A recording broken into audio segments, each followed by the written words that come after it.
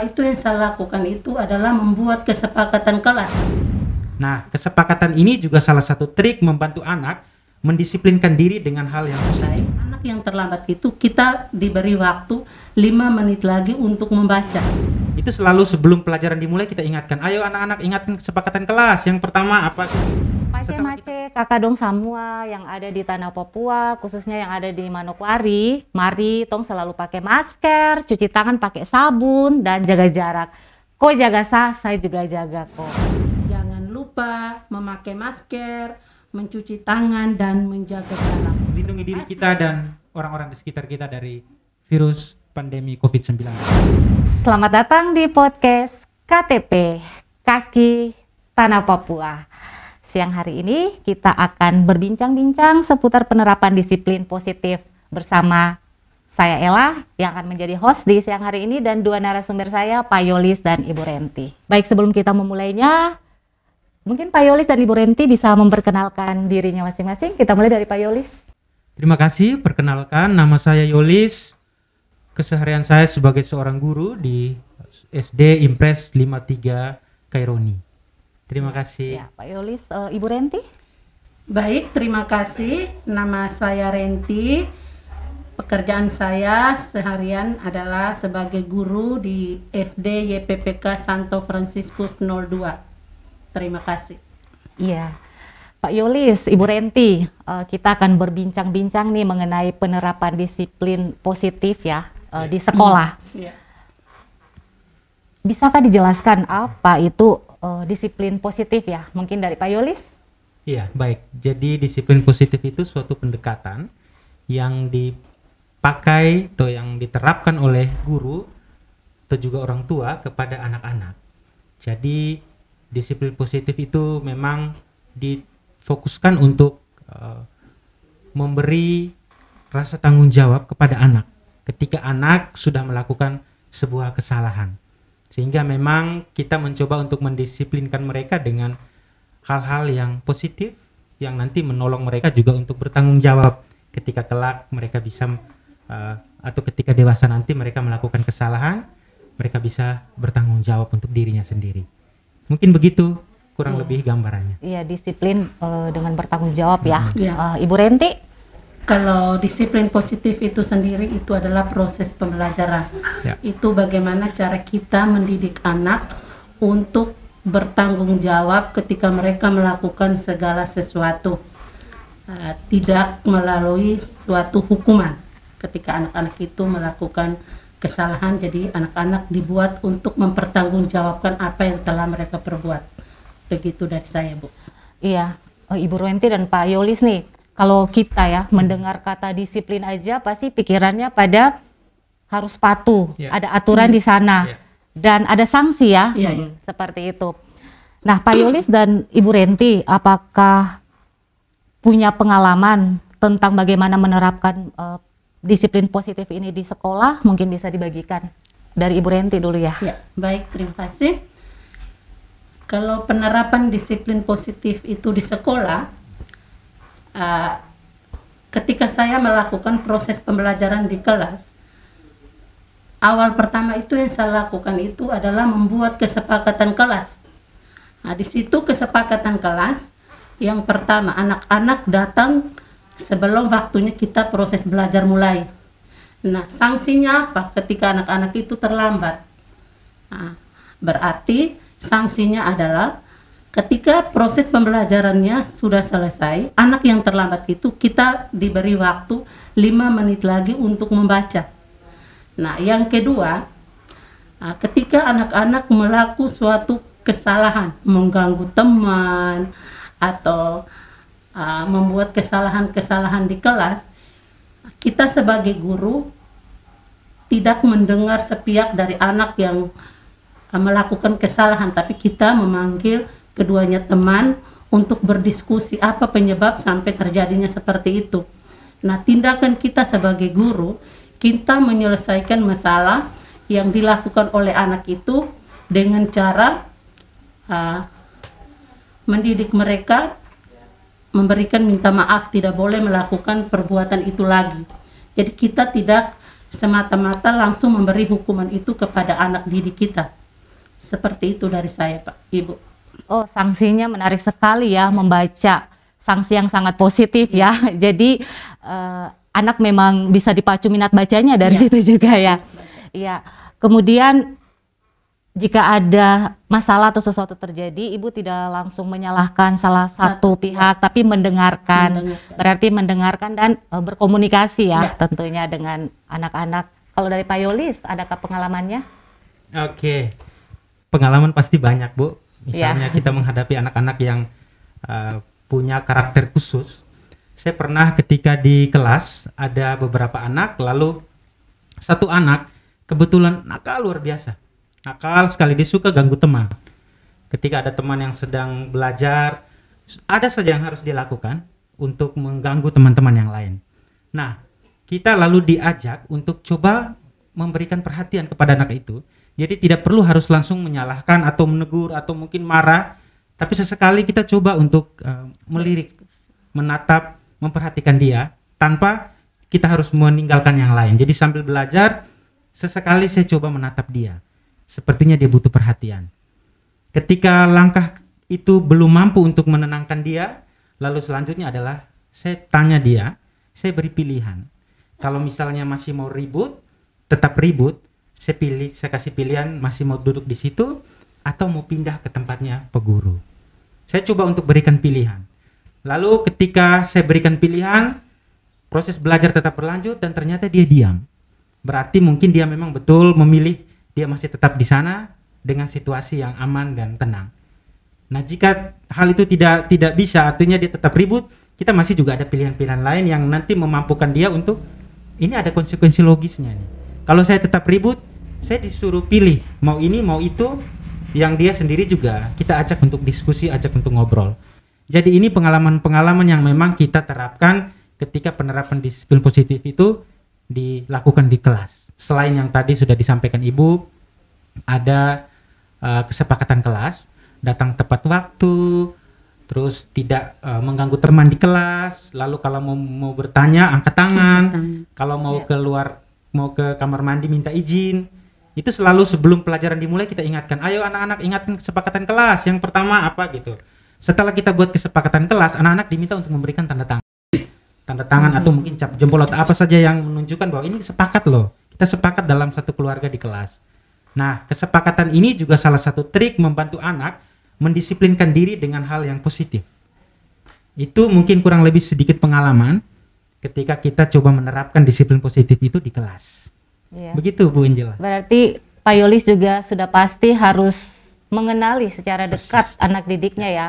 Latar belakang keluarga mungkin, budaya. Karena hal itu bisa menjadi penyebab juga ya kenapa tingkah laku anak itu bisa seperti itu di sekolah. Ya, Ibu Renti, apakah manfaatnya penerapan disiplin ini, disiplin positif ini di sekolah, dan nilai-nilai apa yang didapat baik oleh anak-anak maupun oleh ibu guru sendiri? Ya.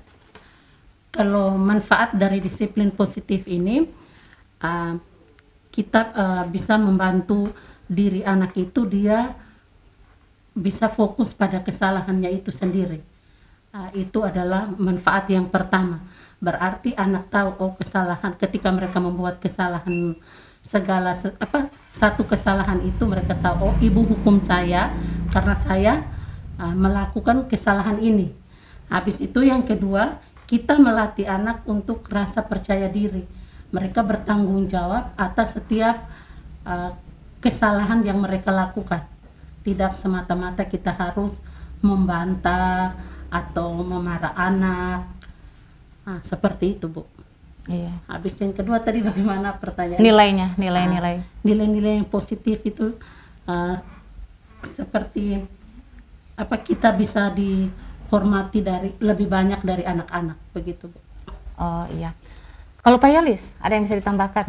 Oke, jadi penting sekali bahwa disiplin positif ini kita sedang mengajak anak untuk bertanggung jawab, karena pada prinsipnya ketika anak-anak sudah melakukan kesalahan, kita lihat konteks bahwa tidak mungkin anak-anak itu tidak melakukan kesalahan. Sudah pasti bahwa setiap manusia sadar atau tidak sadar pasti kita melakukan kesalahan. Tetapi banyak orang lalu tidak bisa atau tidak mau bertanggung jawab, bahkan mungkin mengelak, lalu membantah dan sebagainya, melawan. Nah, anak-anak ini memang sejak dini kita terapkan bagaimana mendisiplinkan diri, lalu ketika sudah berbuat salah, ayo dong kita bertanggung jawab. Makanya dalam prakteknya di kelas, kita memang mendorong mereka untuk kami sebut dengan konsekuensi. Kami beri konsekuensi yang logis, yang masuk akal. Jadi seperti yang tadi saya contohkan, ketika ada anak yang datang terlambat, biasa saya juga mungkin mengalami ketika dulu terlambat, guru-guru memberikan hukuman lari keliling lapangan, atau juga mungkin menyapu satu halaman sekolah. Nah, kita ubah itu. Ada dong, kita bisa berikan rasa percaya diri kepada anak, kita bisa memberikan mereka rasa tanggung jawab. Mereka juga bisa kok kita beri mereka konsekuensi yang masuk akal. Ya sudah, kalau mereka terlambat, kita tanya kenapa terlambat. Ada beberapa alasan-alasan yang ternyata masuk akal. Tetapi ini sebuah kesalahan, ayo dong, karena sudah terlambat, jamnya kita tambah sedikit. Nah, kita ajak sepakat, mau tidak? Ketika memang dia mau, ayo kita lakukan. Kalau tidak, kita kasih pilihan lain. Karena memang ini kita ajak juga, selain mereka tanggung jawab, juga ada komunikasi, ada kesepakatan antara kita dan anak. Memang Ibu Angela bahwa menerapkan disiplin positif ini tidak mudah, dan itu tidak cepat, karena mengubah perilaku itu tidak mudah. Tetapi dengan mencoba, dengan melakukan hal ini, harapan kita adalah ketika anak dewasa, ada perilaku-perilaku baik yang dia terapkan nanti di lingkungan sekitarnya. Minimal untuk dirinya sendiri. Ketika ada hal-hal yang dia merasa tidak puas, dia lalu merasa, oh ya, saya harus berbuat apa.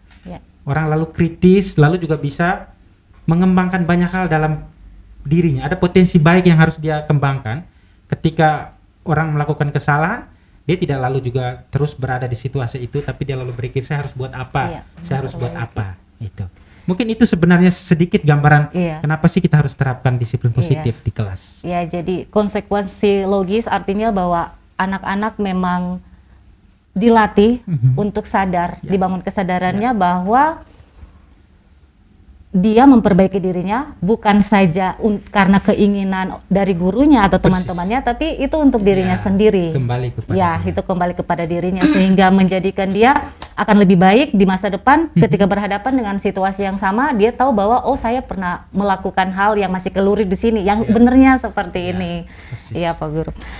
Ibu Renti, kira-kira usia siswa-siswi Ibu itu kisaran berapa, dan apakah ada perbedaan dalam penerapan disiplin menurut perbedaan usia itu, Ibu? Baik, kalau penerapan disiplin positif itu sejak dini ya Bu. Kalau dari umur itu bukan hanya sudah anak masuk SD sebenarnya. Dari umur 1 atau 2 tahun itu kita bisa sudah menerapkan disiplin positif. Nah, contohnya anak-anak kalau sudah umur 1 atau 2 tahun, anak-anak kan aktif Bu. Ketika mereka mengambil sesuatu atau mencoba untuk membuat suatu kesalahan, kita sebagai orang tua ya, pertama dulu kita sebagai orang tua bisa menerapkan dengan cara memberitahukan kepada anak-anak kita bahwa oh, ini tidak boleh. Kita harus memberikan atau berbicara dengan sopan kepada anak kita bahwa hal-hal ini yang perlu dilakukan atau itu yang tidak perlu dilakukan. Nah, ketika anak kita beranjak semakin dewasa atau sudah masuk TK atau SD, mereka sudah tahu membedakan setidaknya ya, kalau oh, hal-hal yang saya harus lakukan tidak boleh mengganggu teman atau memukul teman ketika belajar, atau saya tidak boleh mengambil teman punya mainan. Jadi kita kan sudah dilatih untuk anak-anak mendisiplinkan sejak dini secara logis, begitu Bu. Iya. Waduh, menarik sekali ya. Saya berasa sedang menjadi siswa, dan Pak Yolis dan Bu Renti adalah guru saya di sekolah. Saya juga belajar untuk mendisiplinkan diri sendiri. Ya, kalau kita bicara suasananya lagi di sekolah nih, pasti kan ada banyak teman guru kepala sekolah, dan mungkin ada guru-guru senior yang di atas Pak Yolis sama Ibu Renti.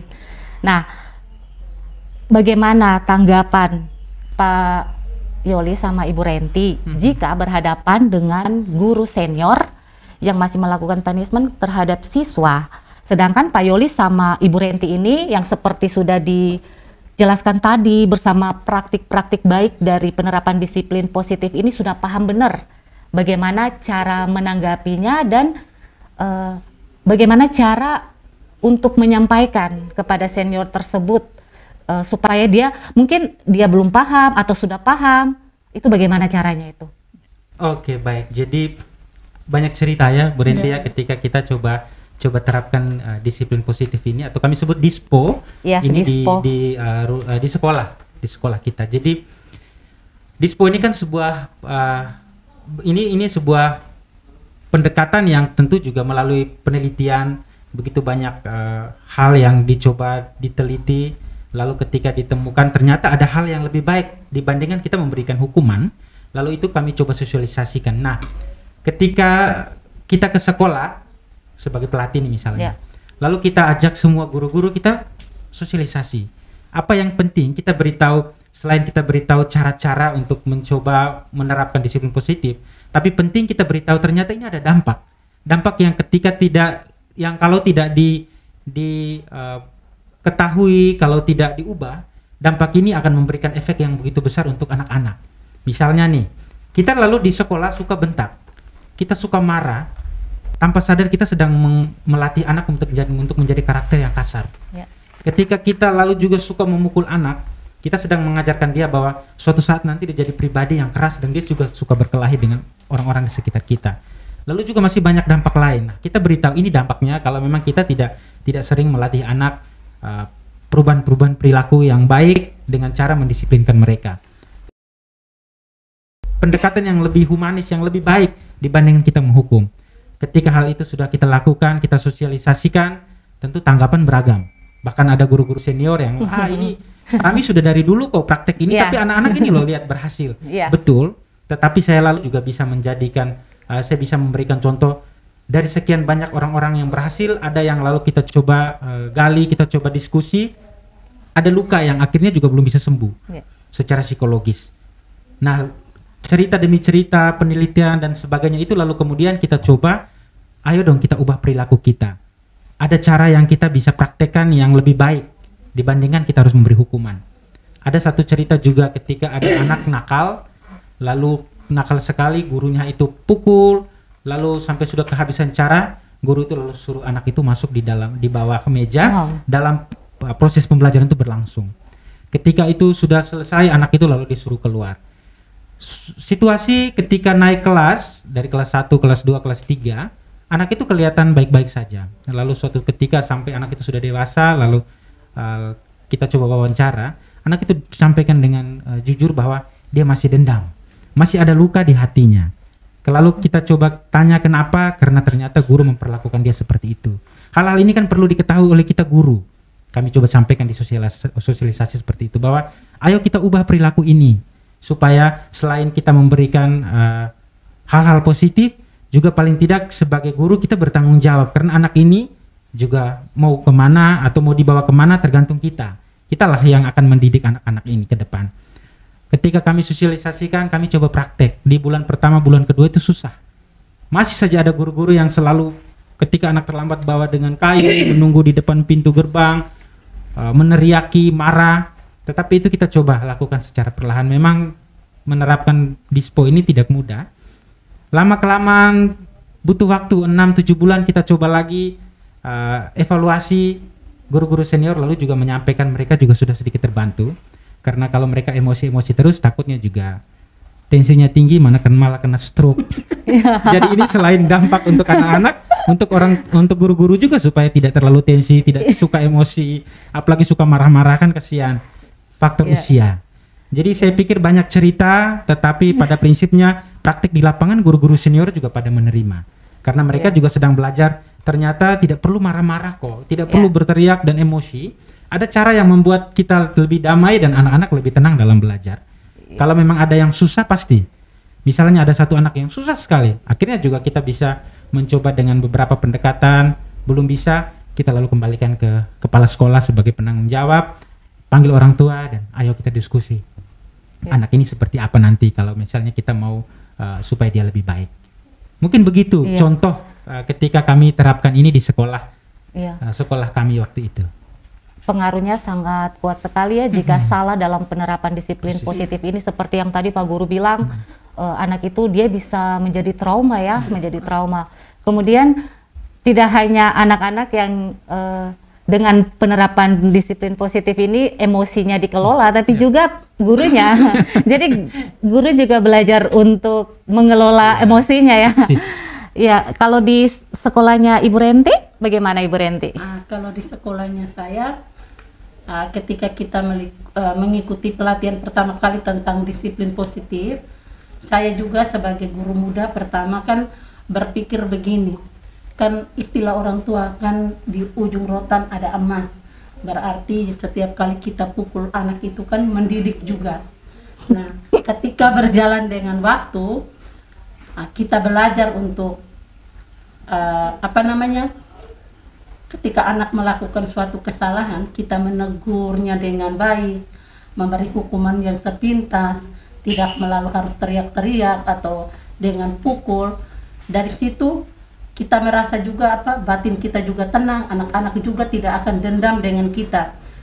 Waktu saya bertugas di Pentura dulu, anak-anak kalau kita terlalu pukul atau teriak, nanti di lingkungan masyarakat kan mereka akan berbicara, oh ibu ini dia kasar, dia begini begitu. Jadi dengan sendirinya kita juga sebagai guru kita bilang, oh ternyata dampaknya itu sangat luar biasa ketika kita menerapkan disiplin positif.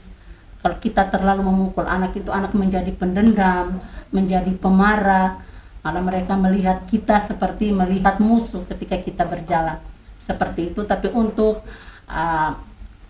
Bapak Ibu yang lebih tua dari kita, ketika mereka belum menerapkan disiplin positif itu tadi yang Ibu tanyakan, sejauh ini kita bisa terima ya Bapak Ibu, kita sudah bisa terima, tapi dengan waktunya yang cukup lama. Kita belajar dulu prosesnya itu, bagaimana kita menerapkan disiplin positif itu secara baik.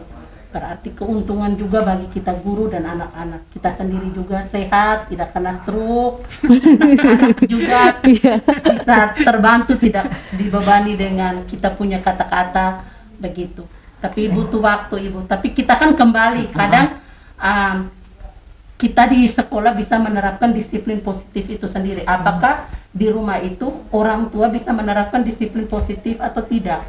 Kadang anak-anak di rumah sudah dilakukan dengan kekerasan, kebiasaan-kebiasaan yang mereka lakukan di rumah nanti terbawa juga ke sekolah. Hal-hal itu yang biasa kami sebagai guru menjaga.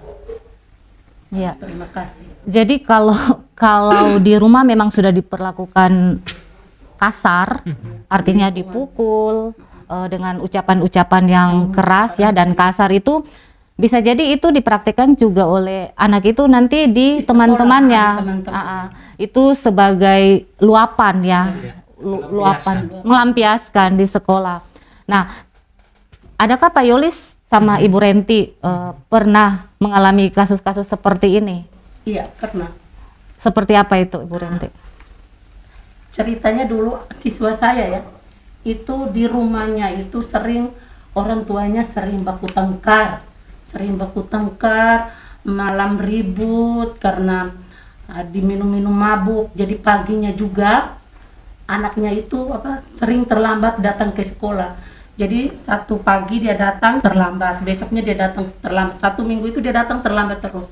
Nah pas hari yang ke-8 saya sempat tegur, saya akan tanya, kenapa terlambat? Dia bilang, saya bangun terlambat. Kenapa bangun terlambat? Habis saya lihat mama dan bapak juga masih tidur. Nah mungkin karena saya juga emosi atau apa, saya jawab dengan anak itu, bilang begini, besok kalau mama dengan bapak juga belum bangun, tidur lagi sudah. Nah, supaya kan sama-sama tidur. Nah besoknya dia lihat orang tuanya itu tidak bangun, jadi dia tidur, orang tuanya kasih bangun. Nah bangun karena di sekolah sudah lonceng. Dia bilang, ibu guru bilang kalau mama dengan bapak belum bangun, saya jangan bangun. Nah dari situ orang tua ini berpikir, karena anaknya sering lapar di sekolah, baru 7:30 pulang karena lapar. Dari situ mamanya tanya, Bu guru kenapa anak saya kok disuruh begini? Saya bilang iya, daripada dia lapar, kita sebagai orang tua kita baru tidur lagi, kasih makan anak dulu. Dari situ sampai sekarang saya pindah, dia sudah aktif untuk ke sekolah. Malahan dia sekarang sudah SMP. Wah, berarti Ibu Renti punya trik juga ya dalam penerapan disiplin positif ini.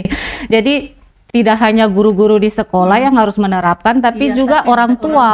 Iya. Karena memang anak-anak di sekolah perilakunya juga mencerminkan kehidupan di keluarganya ya. Keluarga. Iya. Kata-kata kasar yang sering Iya. dikeluarkan di rumah mereka dengar, Iya. kadang mereka luapkan di sekolah ketika temannya ganggu, Iya. seperti itu. Iya, itu sudah pasti. Kalau Pak Yolis? Oke, jadi saya juga terapkan itu di rumah. Ya. Karena disiplin positif ini tidak hanya di sekolah, karena sebagai orang dewasa, orang tua kita juga bisa praktekkan di rumah nih. Saya biasa beberapa kali punya anak, karena anak masih 5 tahun, setiap keluar dia selalu tanya mau kemana, terus saya bilang ayah mau ke SP7 misalnya, lalu dia tanya bikin apa, jadi semua itu kita beritahu. Lalu ketika saya bilang saya ke kota, lalu dia bilang ayah nanti belikan saya mobil misalnya. Nah, saya bilang oke, ayah akan belikan mobil, tapi ayah minta boleh tidak? Oh apa? Nanti bangun, ketika bangun pagi coba nanti bantu potong buka-buka kain horden, atau mungkin buka jendela kaca, cukup itu, karena hal-hal itu cukup ringan.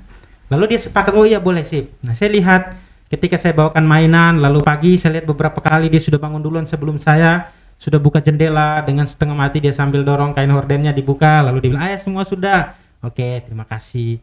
Hal-hal kecil ini kita sedang bangun mereka untuk berperilaku yang baik,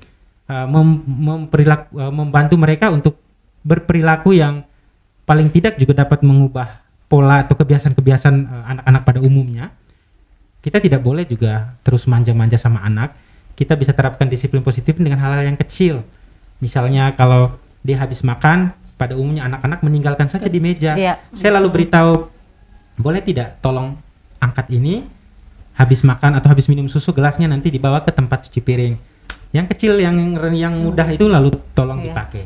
Ini adalah satu pembelajaran pola perilaku yang kita terapkan disiplin positif juga di rumah. Sehingga anak-anak memang bertanggung jawab hal-hal kecil ini yang nanti membantu mereka untuk perkembangan selanjutnya. Ketika mereka buat salah, lalu kita tanya, kita tidak boleh mempermalukan dia di depan banyak orang. Ketika saya punya anak ribut atau nakal sekali, saya biarkan dulu. Nanti ketika tamunya sudah pulang, nanti saya panggil dia di kamar atau di tempat sendiri, tanya kenapa, lalu dia bilang dia ingin ini dan ingin itu. Ya kita selalu coba komunikasi. Jadi memang di dalam disiplin positif itu tidak serta-merta bahwa kita terapkan mereka untuk harus berperilaku yang seperti yang kita mau, tapi kita ajak ngobrol, itu yang paling penting. Ada komunikasi, ada diskusi yang baik. Nah, kalau di kelas seperti yang tadi saya bilang, sebelum pembelajaran dimulai sudah dibuat kesepakatan kelas. Lalu dalam pembelajaran itu ketika anak-anak rapat, anak-anak belajar dan ribut, kita tinggal mengingatkan, ayo kesepakatan kita tadi nomor 5 apa? Jangan mengganggu teman. Nah, cukup mengingatkan mereka lalu, oh iya tadi kita sudah sepakat. Gitu. Lalu dalam pembelajaran juga kita pakai beberapa trik, misalnya ketika semuanya ribut, guru harus berteriak satu-satu, capek nih. Dia tinggal kode saja, misalnya 1, 2, 3, mata ke guru. Lalu saya tepuk tangan. Semua langsung mata ke guru. Lalu dengan sendirinya suasana itu menenangkan dan mereka fokus ke gurunya. Jadi banyak sekali hal yang kita praktekkan. Kita mengajak mereka juga untuk, saya bilang tadi, mengubah perilaku. Kebanyakan dari rumah, dari keluarga mungkin ini terlupakan, guru bertanggung jawab di sekolah. Lalu kebiasaan itu ketika mereka bawa ke rumah, mereka akan mengubah yang di rumah karena mereka sudah dapat di sekolah. Dan mudah-mudahan harapan kita juga itu akan terus berkembang sampai mereka dewasa. Begitu mungkin Ibu Angela praktek-praktek baik yang kita pernah lakukan. Iya, jadi komunikasi kemudian konsistensi mungkin ya. Kalau sudah komunikasi artinya terbuka, kesepakatan tadi, terus harus konsisten. Ya, bukan berarti sudah dibikin kesepakatan kalau kita tidak konsisten juga sama saja, itu tidak akan terjadi ya. Dan bisa jadi malah dampaknya jadi buruk ya. Kita mengajarkan anak-anak untuk tidak disiplin pada kesepakatan itu, bisa jadi seperti itu. Ibu Renti, kita kan sekarang berada dalam masa pandemi ya. Bagaimana cara Ibu Renti menerapkan disiplin positif ini selama masa pandemi dalam proses belajar mengajarnya? Baik, dalam proses belajar mengajar di masa pandemi ini, anak-anak kan banyak di rumah ya. Ya. Di rumah kan banyak sekali yang berperan aktif itu kan adalah orang tua. Nah, orang tua dengan berbagai macam pekerjaan sudah bervariasi, mana untuk membimbing anak dalam belajar.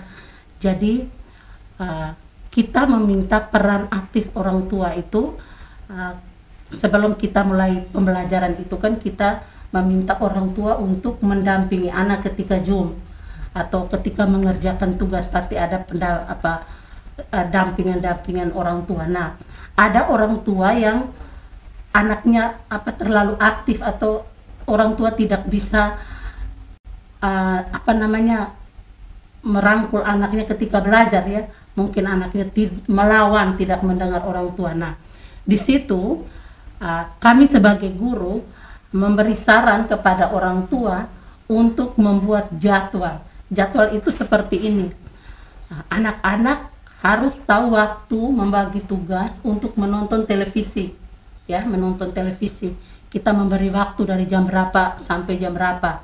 Nah, yang kedua, ketika anak-anak kita melakukan proses belajar itu kan menggunakan HP atau laptop. Nah, kalau anak-anak sudah selesai belajar, sudah mengerjakan tugas, sudah berarti bisa membaca buku atau bisa membantu orang tua. Bukan seperti HP atau laptop, bukan kita sebagai orang tua memberikan sepenuhnya kepada anak untuk bermain ya, bermain atau menonton YouTube dari situ. Habis yang ketiga, dalam proses belajar mengajar di rumah, orang tua itu harus kreatif dalam mendidik anak. Jadi ketika waktu luang, mungkin ketika pekerjaan sudah selesai, orang tua bisa membuat hal-hal yang menarik untuk anak, mengajak anak untuk bermain di luar rumah ya, kalau tidak bisa bermain di tempat-tempat umum ya, dengan keadaan begini bisa bermain bola di halaman. Kalau ketika anak-anak itu dia bosan ketika bermain bola, kita sebagai orang tua kita sebagai guru itu mengajak orang tua untuk orang tua kreatif. Bukan hanya permainan bola saja, mungkin permainan apa. Dan yang keempat itu, orang tua itu, kita mengajak orang tua harus banyak waktu untuk anak, untuk bersama-sama dengan anak di dalam rumah, berdiskusi dengan anak, apa yang anak-anak mau ketika belajar modelnya seperti ini. Kendalanya kadang-kadang dalam proses daring ini yang kami alami ya sebagai guru, dengan daring, luring, banyak sekali kendala. Yang pertama itu minat anak untuk menulis itu tuh sangat kurang. Malahan kadang orang tua yang kalau kita memberikan tugas, orang tua mengerjakan tugas untuk kumpulkan di sekolah dengan harapan bahwa anak saya itu intinya pekerjaannya itu terkumpulkan di sekolah. Sebenarnya bukan itu yang hasilnya itu sih, tetapi kan kita melatih anak untuk menulis yang baik dan benar. Ketika mereka menulis yang tidak baik, kita kan guru bisa melihat, yang ini masih belum bisa, harus dibenarkan lagi, seperti itu. Jadi bagaimana peran orang tua itu sangat penting di rumah dalam keadaan kondisinya seperti itu. Nah, yang kedua, yang kelima, ketika anak-anak itu dia tidak aktif di rumah atau sering melawan orang tua. Nah, di situ peran orang tua itu, kalau dia sudah kehabisan cara untuk mendidik anak, bisa ke sekolah, bisa menanyakan hal-hal apa yang perlu dia terapkan kepada anaknya. Apakah Bu Guru atau Pak Guru, bisakah 1-2 jam saya bisa membawakan anak saya ini ke sekolah dengan prokesnya saya penuhi semuanya, mencuci tangan, memakai masker, seperti itu, supaya dia punya pembelajaran ini jangan ketinggalan. Seperti itu Ibu dari saya. Iya. Jadi selama masa pandemi ini juga dalam penerapan disiplin positif ini ada kendala-kendalanya seperti Ibu Renti sudah jelaskan tadi ya. Kalau Pak Yolis? Situasi pandemi saat ini tentunya juga kita serba terbatas, serba sulit nih melakukan apa-apa, apalagi anak-anak. Nah, ketika anak-anak belajar di rumah, ini justru hal yang paling baik ketika kita mau menerapkan disiplin positif. Anak-anak selalu dengan kita, kita kontrol, kita melihat perkembangan mereka. Seperti saya, anak saya TK. Nah, dari pagi walaupun dia tidak belajar di sekolah, saya sudah mulai seperti mengajar dia seperti sedang ada di sekolah. Ya, Pak Yolis dan Ibu Renti, mungkin ada harapan, tips yang bisa disampaikan terkait dengan penerapan disiplin positif ini, sekaligus closing statement untuk podcast kita kali ini. Dari Ibu Renti? Baik, kita harus kembangkan budaya disiplin positif itu di mana saja kita berada. Di rumah, di sekolah, di lingkungan di sekitar kita. Kita bisa menunjukkan hal-hal yang baik kepada anak-anak kita.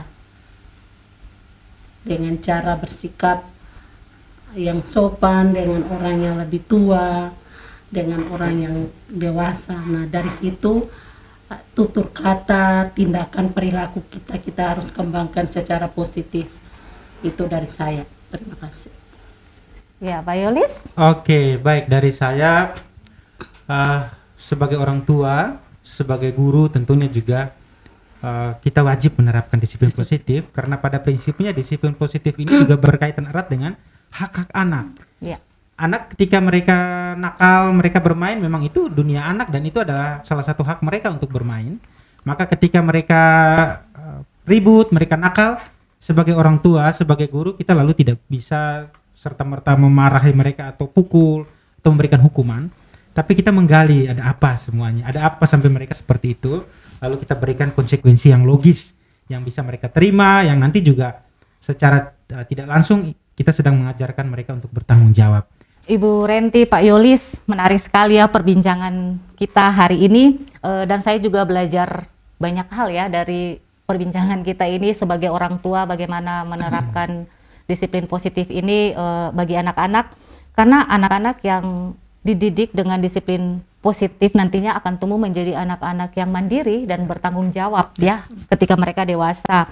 Kemudian disiplin positif ini juga dapat membantu anak-anak untuk menyadari konsekuensi logis dari setiap perbuatannya. Memang dalam penerapan disiplin positif ini kan diperlukan kesabaran ya, karena tidak atau dua kali langsung bisa tercapai sesuai yang kita harapkan dan inginkan. Namun percayalah bahwa kebiasaan-kebiasaan baik jika diterapkan terus-menerus akan menjadi hal-hal baik yang dihasilkan pula. Baik, Pak Yolis dan Ibu Renti, terima kasih sudah hadir di sini. Bincang-bincang kita sungguh menarik dan hangat. Sampai jumpa lagi di podcast Kaki Tanah Papua selanjutnya yang hangat dan menarik. Terima kasih.